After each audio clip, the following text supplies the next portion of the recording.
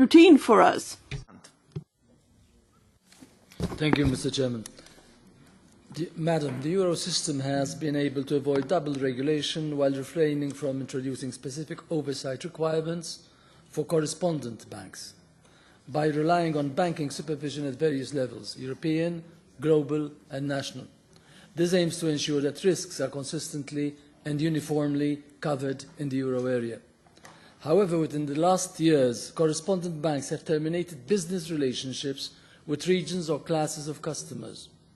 There are a number of reasons for these terminations, notably excessive compliance costs, risks from correspondent banks' dealings with banks in other jurisdictions, and difficulties managing risks of being inadvertently embroiled in money laundering or terrorist financing.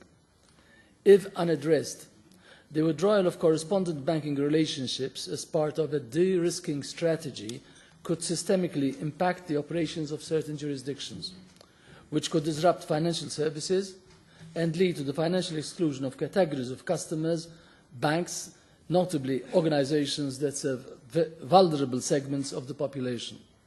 More generally, the risk of a jurisdiction-deprived access to the global financial system would warrant policy actions.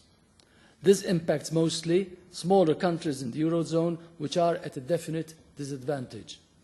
Since the single supervisory mechanism should facilitate close cooperation between banks, what is your view on this issue, and what policy actions do you believe could be taken to address this issue at EU and international levels? Thank you. Thank you.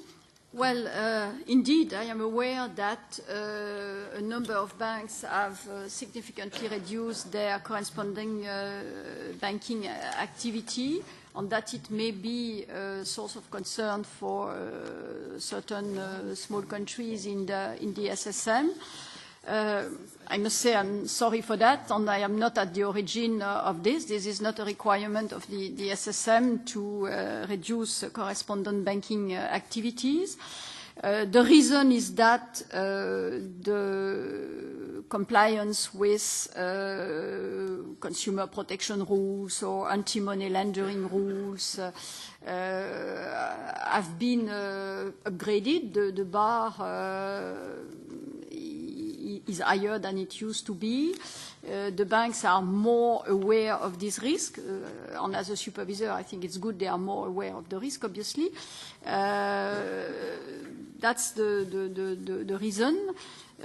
I hope that with the SSM being considered a single jurisdiction, it will be more easy for SSM banks to cover the. It's not yet there, I agree with you, but that's the hope that I can have. And for the rest, I don't see exactly what could be done at my level.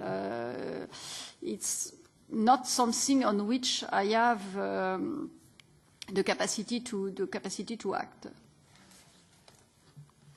Thank you.